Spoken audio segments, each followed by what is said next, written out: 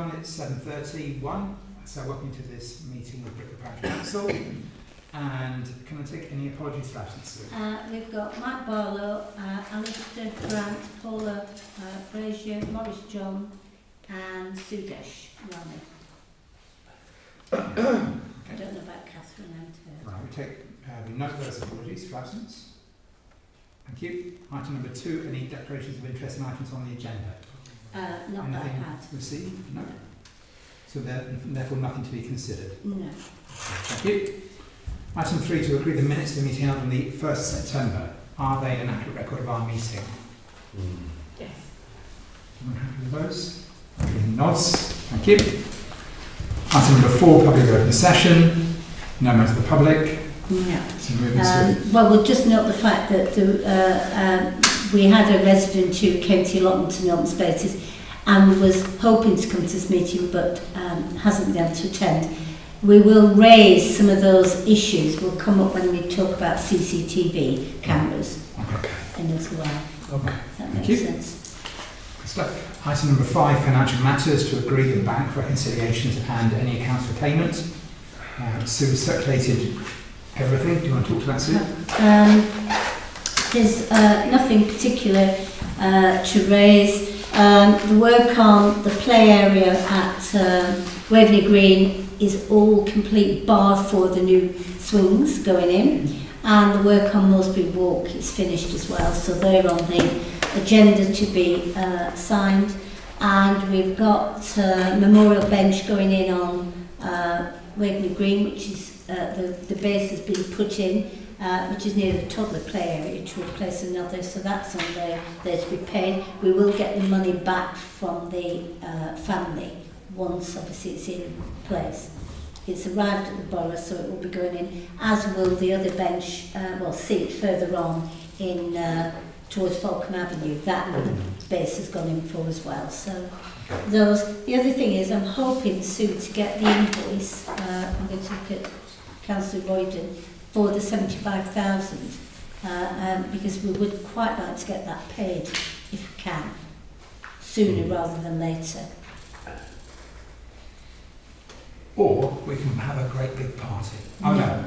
The reason I want to get it paid for is because at the minute our current account is beyond the 85,000, which is the cut-off for what we are covered for under financial regulations. And the reason being, we've got 75,000 in there that we would like to pay. Because if we have to set up another bank account, it'll take us a good month to do it, and then we'll be ending up taking money out the other accounts too. We had some communication on that this week, didn't we? So. Well, I dropped you asked me how much was it, and I went back and said, how much did the parish council contribute? I said 75,000. I did say to you, can you try and chase up the invoice? But he did. Alan Bells came back to us, didn't he? He had to say they're all operational. That was the other question. Well, I'll chase it now. Yeah, so it would be good because then we can get it paid and get that money out of the accounts. Yeah, I'll chase it now. Yeah. Thank you, John. Don't normally like spending money, but here we go. Good. Anything else on the Okay, no, that's fine. Happy with those? Yeah. Right, thank you. Okay. We'll move on to item number 6, to receive a report from the Borough Councillors, and one has been circulated from the Brickhill Borough Councillors. I have sent that on to Simon for the website as well, so he will put that on. Thank you. Happy to answer any questions, Joe, if that would be helpful. Any questions for Charlie? Could you say what the main items were? I haven't actually seen it. I have one from me. Well, the telephone mast on Brickhill Drive is a big issue because these applications are coming in all the time. We've had 3 now. And the government's basically cut the red tape, so they could just be put in now without going I've seen all those. I thought there's nothing extra there. Speeding traffic, HGVs through Brickhill, pavement repairs, pedestrian crossings on Waveney Avenue, drawings are supplied, issues on school parking, trees planted on Woodlands Park, I did see that. and then a quick... the trees that have suffered through the drought, and they've suffered on Octagon Farm and other places which have been planted by the Forest of Marston Vale, so that they'll obviously come back and replace the ones that are died when we find out how bad that is. And then there's some stuff about more general stuff about the borough, about bird flu, and which may affect us in Brickhill, and requests for people to go and look at the court on camera and see the villains who are dropping off fly tipping. And that's it. Thank you, Charlie. Nice summary. Any other questions for Charlie? No. There's, as Charlie said, in the email which has gone round sent by Sue, you've got lots of other, all the pictures are there as well as the actual report. So, we move on. Item number 7, to receive an update re average speed and CCTV cameras in Brickhill. So, well, I've sent out quite a lot of information already, but I thought that it was useful to just go over how the cameras work, given that it's being recorded and residents do ask me, well, how do the cameras work for Brickhill?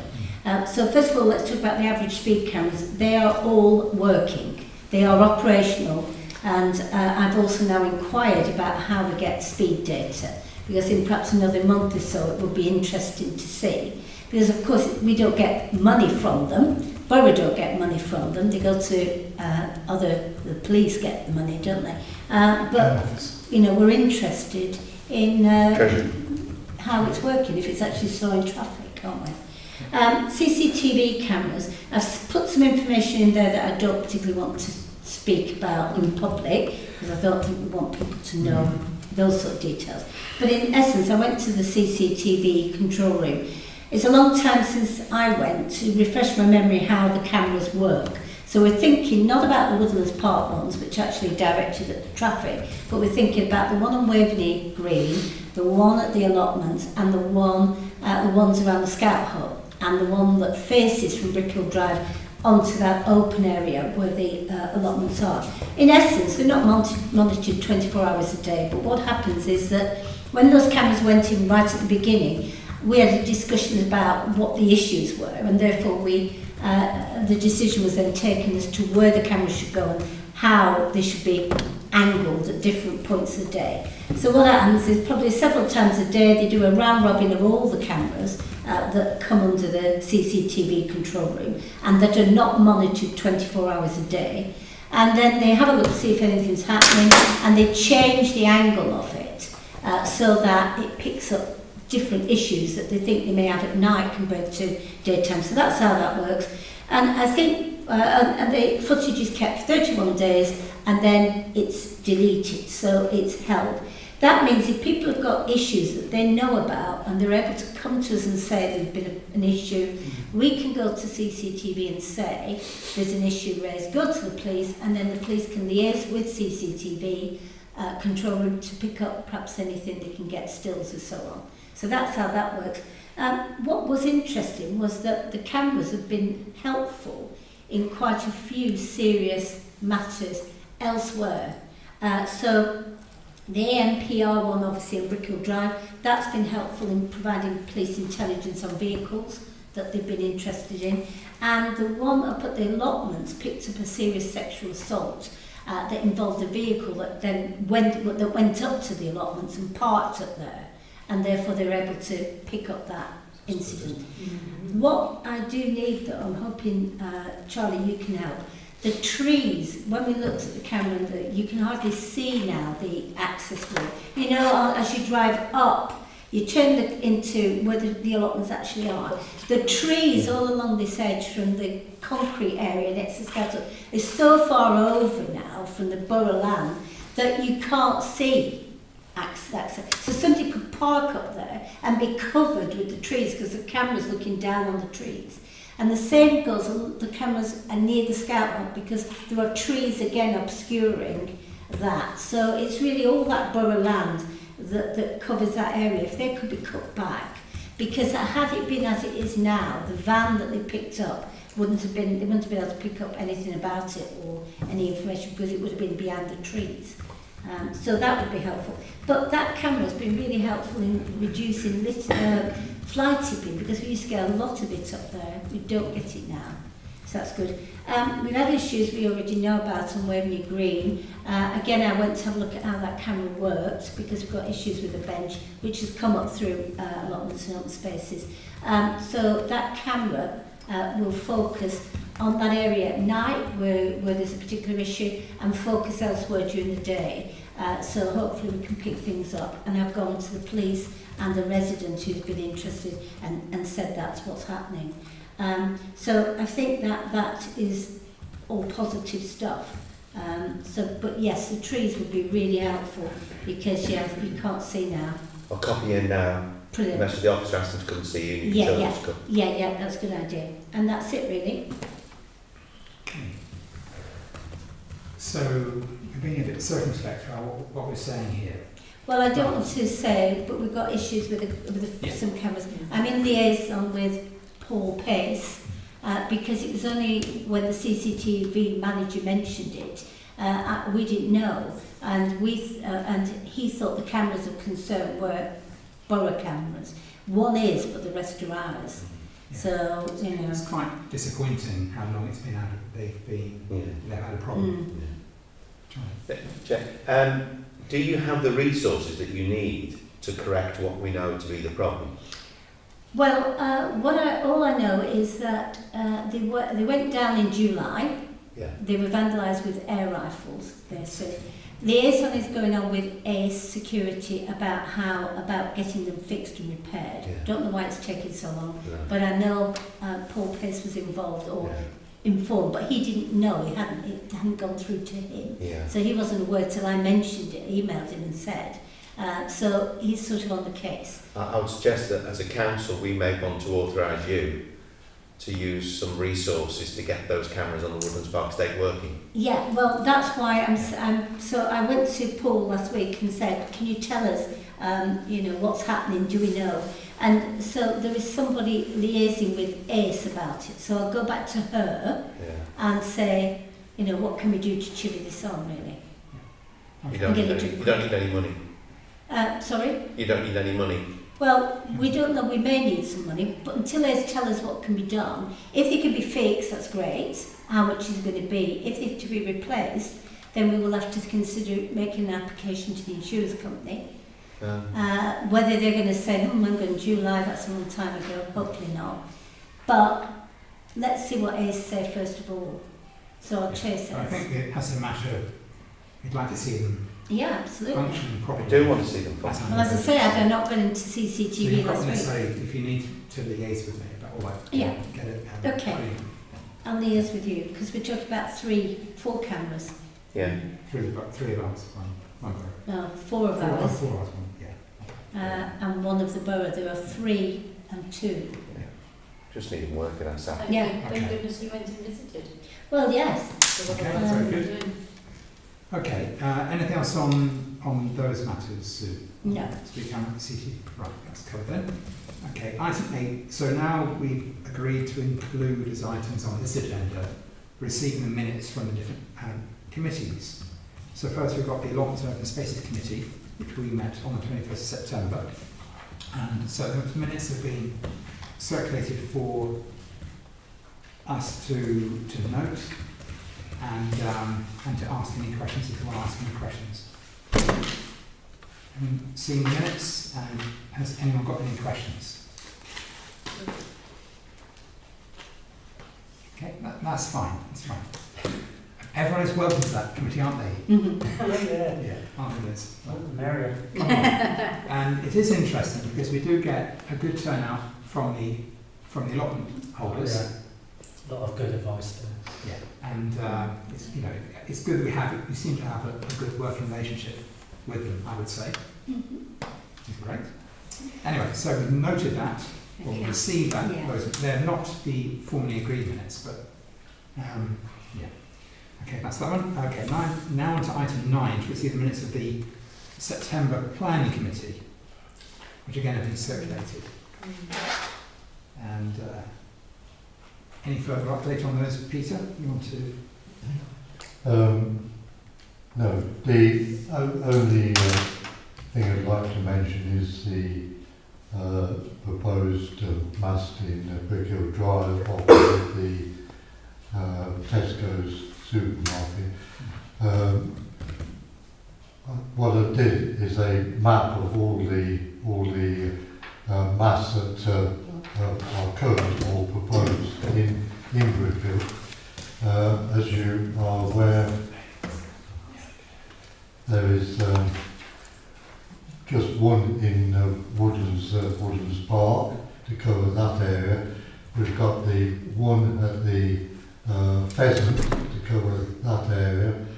We've got one on the Tiger Moth to cover the central area, and we've got the two big ones, one on the corner of Brickhill Drive, just at the entrance of Brickhill Drive, and one on the Brickhill Drive near the allotments entrance.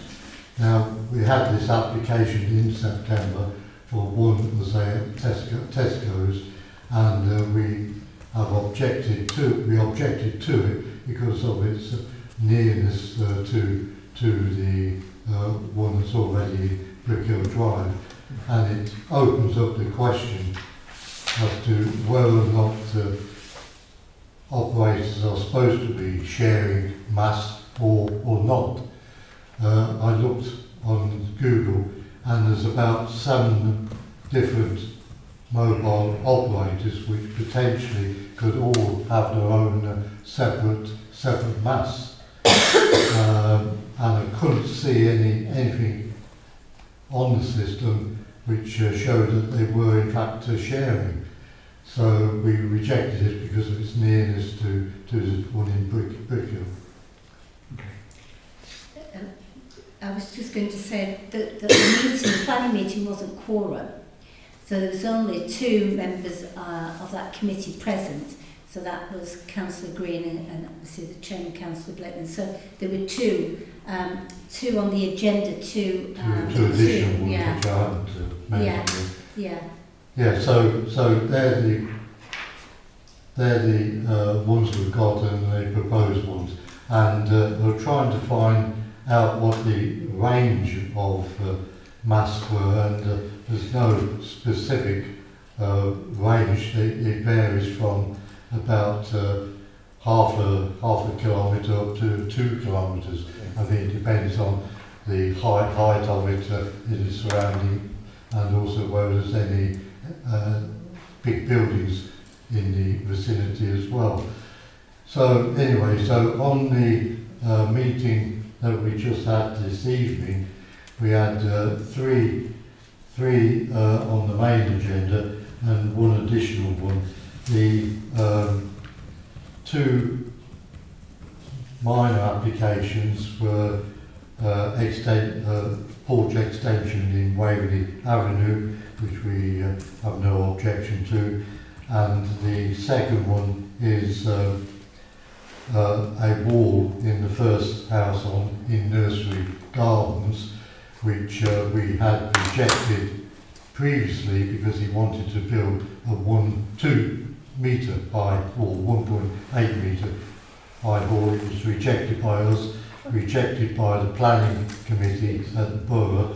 He then took it to the inspectorate, and they also refused it.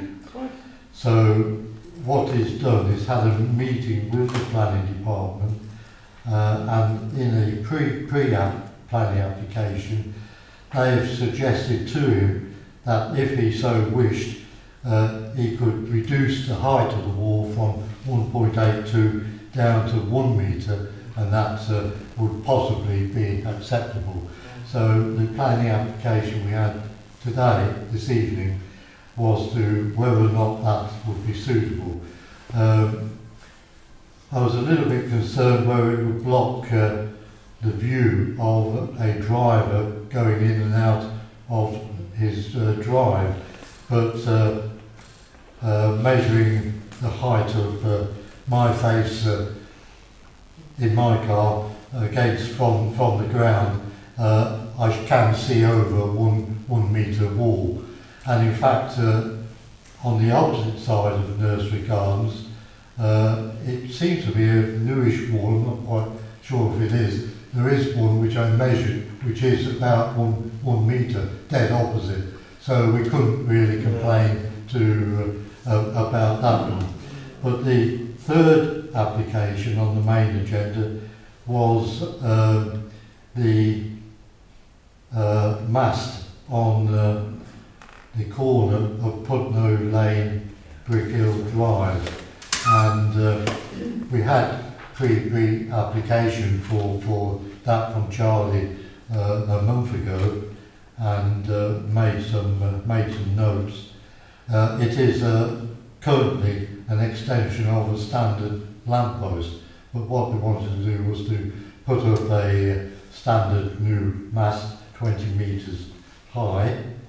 But why was that necessary when just 20 metres away there is already one on the Brickhill Drive? So I did do a resume of conclusions and sent it to Sue, and she sent it out to all the council, and she had no further comments. So with your agreement this evening, we will send that out to the planning department as the council's view of that particular application, if that's agreeable to you. I have spoken to residents nearby, and one of the other things that they're concerned about is the foundations which are going to be required. The new foundations, because currently it's only on a lamppost, isn't it? So they're going to have to dig a very big hole right next to trees and things. And so it'll also cause quite a lot of damage to the existing trees. So could you include that in your submission? But why is it necessary? It's not necessary. It's absolutely not necessary. I'm just thinking of other reasons. So we could add that, that as an additional reason. The problem is that they won't consolidate. Different suppliers won't consolidate on the same equipment. That's the problem. They should be forced to. They should be. They should be. So the government's got rid of all the red tape now, so they don't have to do it. We're going to have 6 or 7 operators putting 6 or 7 masts individually. So it's going to be in Brickhill would probably be 30, 40 masts. Yeah, it would look like a pincushion. Yeah. It's horrendous. It's ridiculous. I don't know how relevant it is, but one of my jobs in BT was to grant permission for masts in BT property, and the first option was they had to share a single mast, if practical. In some cases we actually extended the masts, and the big sort of pylon types, we actually had the masts extended so that like O2 Orange, etc. had to share the same mast. Common sense, isn't it? There were little equipment compounds, Yeah. but all the area was one mast. If I can add one more comment, I always find it annoying. If you look at the mast up at the top of Church Lane, I think there's a mast that I'm thinking of. Yes, so Yeah, you would north, entrance north road. Yeah, many of them are basically plain metal, and I just think they stand out as being a bit ugly. I'd rather they were green, so it's at least blending a bit with, the area. Just a comment. The ones proposed is like light grey. There was a move where they put some extra bits on to make them look like trees. Yeah, I'm not sure they were painted green. I've got some pictures and something. Anyway, so Peter's suggesting, he's saying, if we're happy with it as a council, well, we've had no response from anyone else, so we're going to get to send that in as our comments. Yeah. I mean, when we had the problem with the North Road one, which blocked the pedestrian path by 30% or more, he said that yes, there was a borough policy in place that his planners hadn't realised, and they, had been allowed initially on the footpath, and he would make sure that any future planning application there was nothing put on the path. And I was very, very surprised within 2 or 3 weeks of me complaining about that. Instead of moving the mast, they moved the path by a metre, and it's perfect now. Well, the portfolio holder obviously listened to you, Peter. Yeah.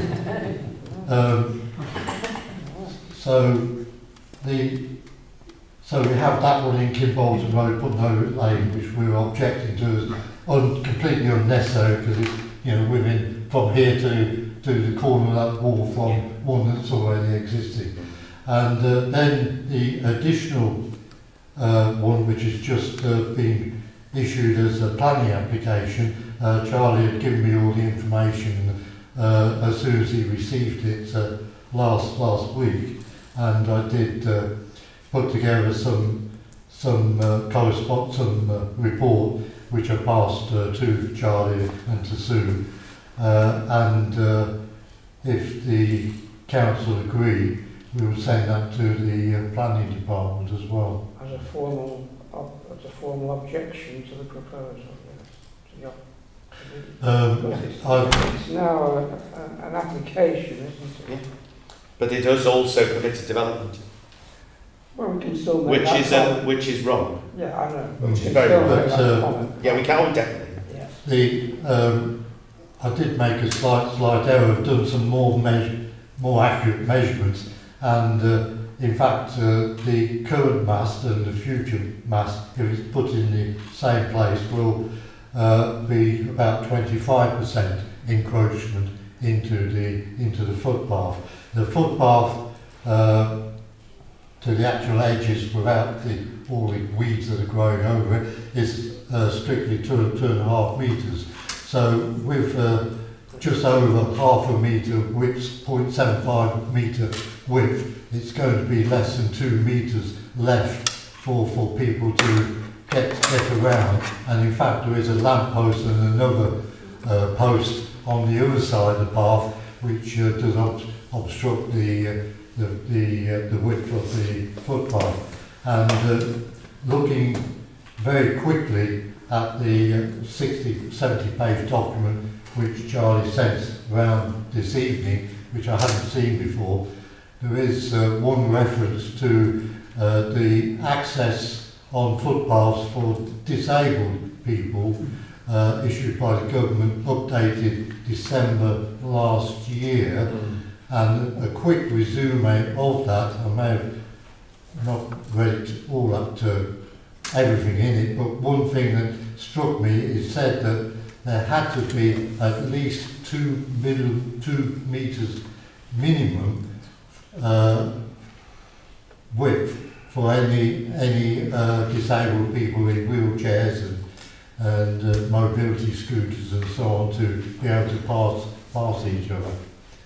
So I think objecting to the precise position that they want to put this in, I think we're quite valid. Yeah, I mean, I hope that that's the case, Peter, but I've sent you an email tonight, which has come back from the head of planning, and he's got it down as 1.5 metres, so we just need to find out if that's right or wrong. Yes. So yes. If it's wrong, then that's great. Yes. Because the council planning department have said to them, please correct the intrusion into the footpath, and that application ignores that request. Yes, yes. Well, I'll try and say it's a 60-page document. I'll try and find it to give you the page reference. Yeah. It states 2 metres. Yeah. Well, let's engage with the planning department. Yeah. Whatever I can do, I'll help. Okay, so that was all the planning applications this evening. 2 would comment on no problem, and if we could, as a parish council, send in the comments on the two masts, the Brickhill Drive one and the one on Gibraltar Road, Putney Lane. Okay, everyone happy with that? Yeah. Good, thank you, Peter. Let's move on to item number 10 to receive an update on Brickhill Community Centre. Stuart. You want me to do it? Only half an hour. Only half an hour? Good Lord, and then you can have half an hour. Right, because you're on the committee, aren't you? So if I stray, you can correct You it. didn't play an interest. No, I think you should. So should you. you have to leave the room. Both of us. Stuart. Right. Yes, I mean, where to start? Because, I mean, we closed down because of COVID, and we're only now just beginning to get back to the new normal, as it were. In fact, only this week we had our first AGM, I think for 2 years, was it 2 years? Yes. The new normal. Well, first of all, I think we would have gone bankrupt during the time of COVID if it hadn't been for the sterling efforts of our treasurer, who managed to extract every last penny and lira and pfennig out of whatever slush fund was going, wherever in Europe or anywhere. So we just about managed to keep our heads above water, because you appreciate in COVID we have no income, but we still have costs going out. So, as I'm sure you appreciate. So, yes, we are just about back to normal, except that we have in the interim lost, I won't say quite a few, but some significant hirers, which were, again, thanks to Sue, who is very assiduous in chasing these things up. We have managed to fill some of these holes, but not all of them. So I would say, I should say, yes, the one bright thing in all this is that because adults, as it were, are a bit reluctant to come back to meet, children are not quite the same. So we are experiencing quite a boom in children's parties, which is all to the good. This is what has brought the money in. So as I say, we're just about breaking even, and hopefully we'll, that will be the situation going forward into the future. I'm happy to take any questions. Any questions for Stuart? Yeah, so if I just answer that then very briefly. So we had the AGM 2 days ago. 2 days ago. You were there. I was there eventually. No, I was just about.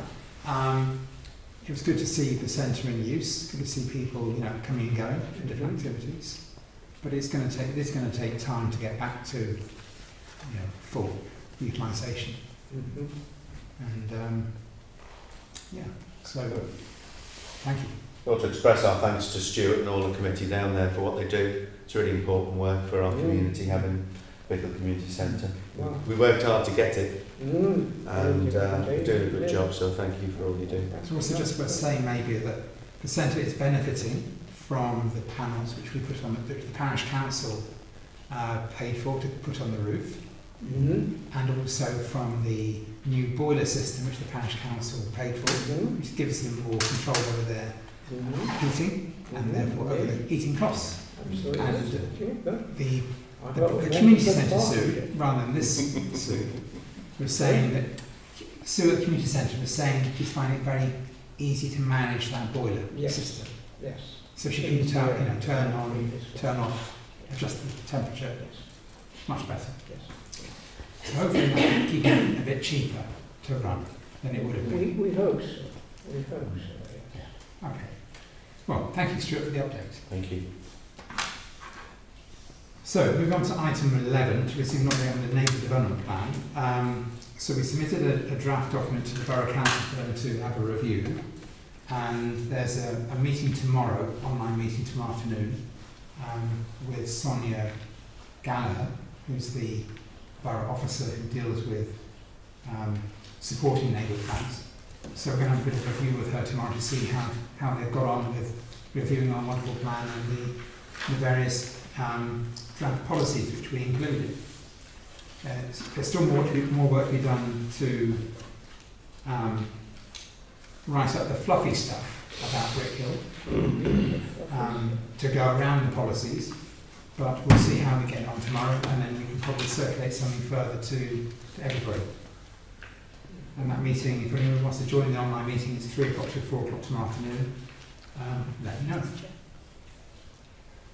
Chairman, is it worth noting we've got the £1,750 grant from Groundsworks UK, which is what I think we need to do the next bit. Yeah, thank you, Sue. Yeah, thank you very much. Thank you for the reminder. Yeah. Any other questions on anything on the neighbourhood plan?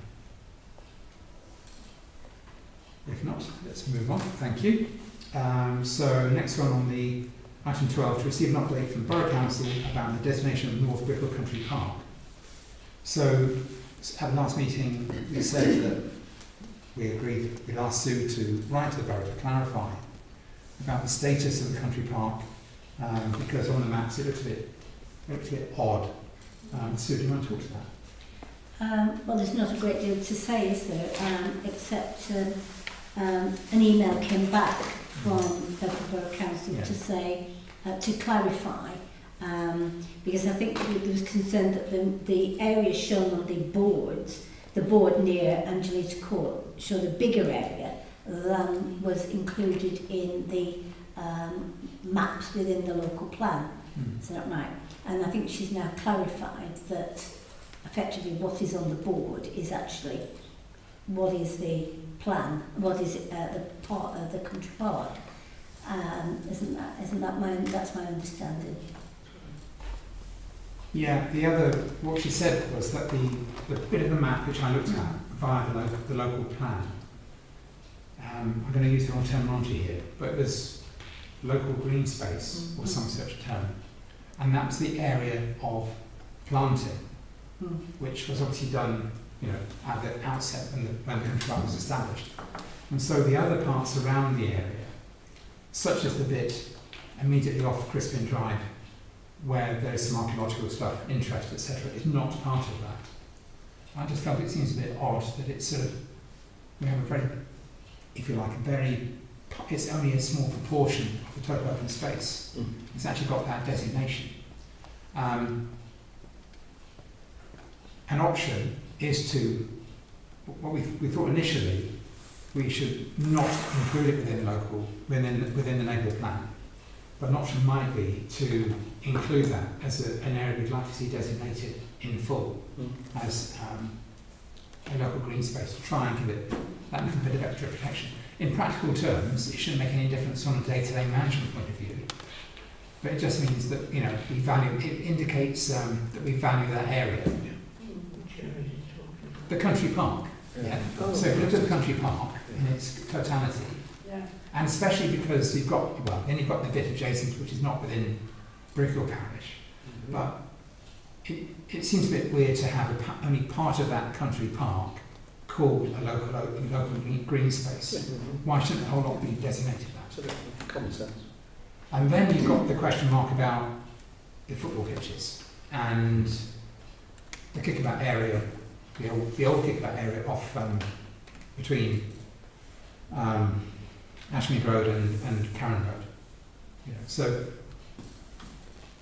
I don't know, but surely they're all really the same in that sense of being an open space which people use. Preaching to the choir here, Mark. I think we all agree with you. I'm just putting it out there. I think we all agree with you. It's common sense. Okay. So perhaps we'll touch on that tomorrow in the chat with Sonia from the borough. Yeah. And we'll see what happens from that. Is that okay? So we'll note that, Sue, and think about that for possible inclusion in the neighbourhood plan. Okay, thank you. So moving on to item 13, correspondence. Circulated the list already. You've seen it as part of supporting documentation. I don't know if there's anything there that can pick up. There was email from a resident about speed of traffic on Ashmead Road. That I did circulate, and I have sent that on to the Great Borough Councillors as it's still within their ward. And what else was there? Brickhill Coffee with a Cop. I know that people did know about it, but I did go back to the police and say it would be really helpful if we didn't get an email on the Saturday about something on Monday. And by the time, I didn't look at my email on Saturday, but on Monday, by the time I looked at the emails, I think it was about an hour before the thing kicked off. So it would be helpful. I know people knew about it, but it could go out through Facebook or whatever else. So I went back to our two PCs and said, who should I go to say it really would be helpful if we could have it a bit more up front. And then there was a late one that came in, which is about parking around St Thomas More and all the various issues. I think maybe in your report, Charlie, you've sort of addressed the fact that you're aware of all this, haven't you? I've sent quite a lengthy reply back, which I copied you into, Chair, right, Sue.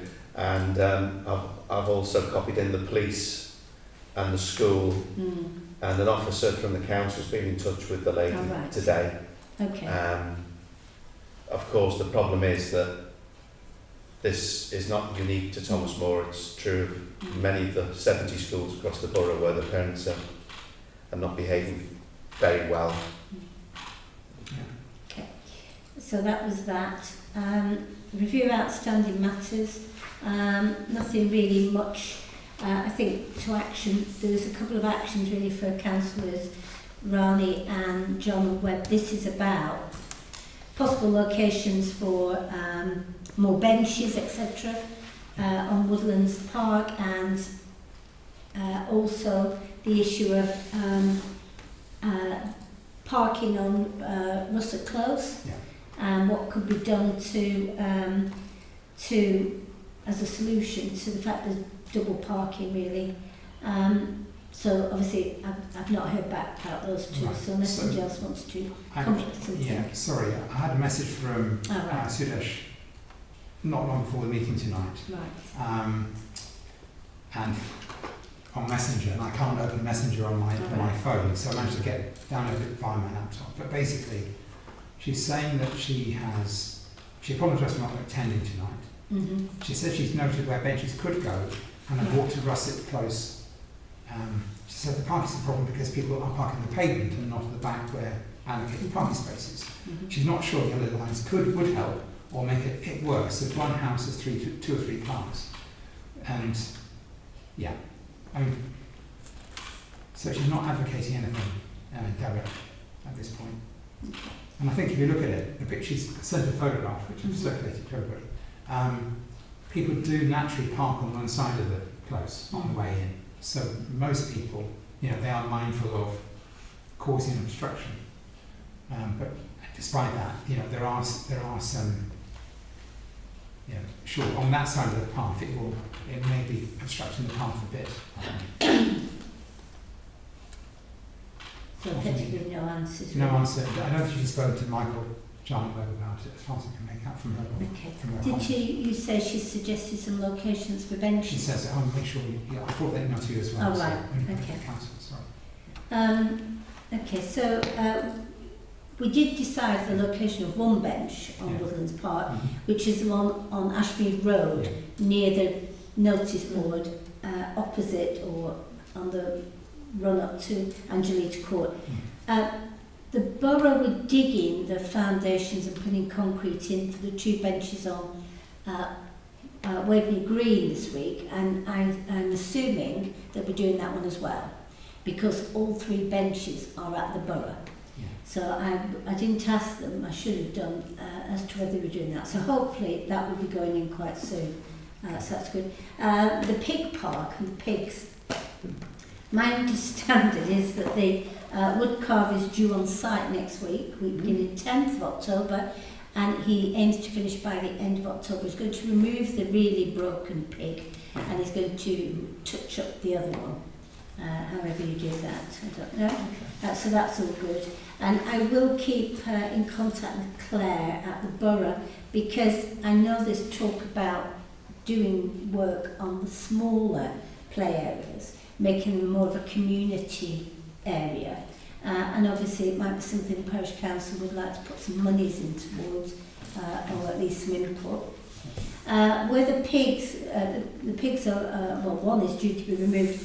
I liaised with Claire about a sign going up to explain what's going on. Brickhill Parish Council logos going on. I did try and get something from BPHA, i.e. a logo, because obviously it's grant monies that's coming from them. But I didn't get anywhere getting one. So what I did is I asked you just to simply refer to the fact that grant monies are coming from BPHA and they're contributing towards that work.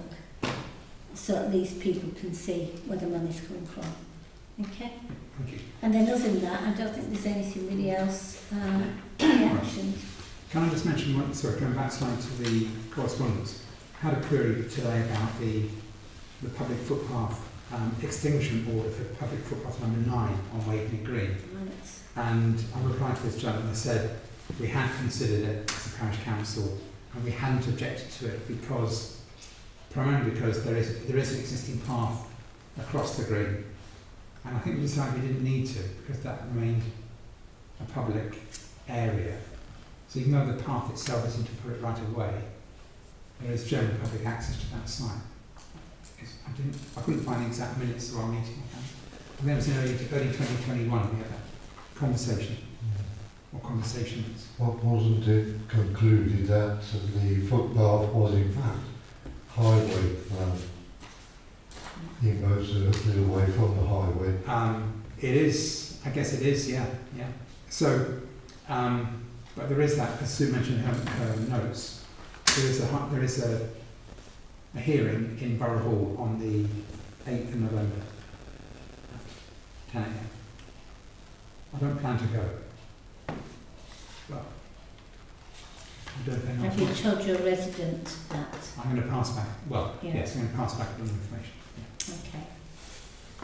So, I'll be there, Chair, so I'll feed back to you. can you pass on the comments from the Parish Council? Being that the Parish Council supports the deviation of footpath. We are. Yeah, diversion. Well, it's not a deviation. It's an Diversion. extinguishment. Extinguishment. Yeah, but yeah.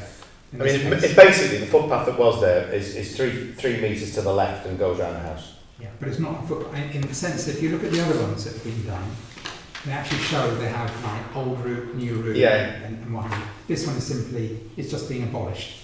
Yeah, but there is another route just to the left of it. Oh yeah, there is another path, Yeah. but it's not public footpath. No. Well, it is. Well, No, it's not. no, it's not an official footpath, but it is a right of way that the public Yes. have across that route. Exactly. Yeah. Right. Clear as mud, isn't it? This process. Wonderful.